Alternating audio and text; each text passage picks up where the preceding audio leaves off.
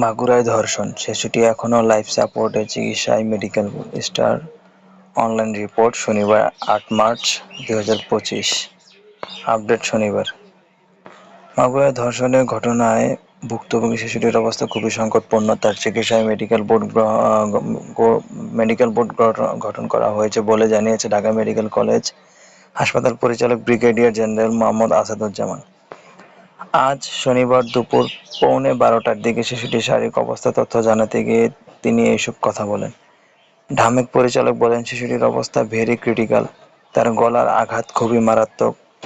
তার যৌনাঙ্গেও আঘাত রয়েছে। গতকাল রাত ৯টার দিকে তাকে লাইফ সাপোর্টে নেওয়া হয়েছে।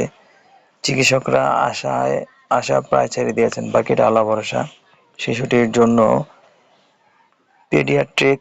পেডিয়াট্রিক সার্জারি, অ্যানেস্থেসিয়া ও গাইনি ডিপার্টমেন্ট মিলে মেডিকেল বোর্ড গঠন করা হয়েছে বলেও জানান তিনি।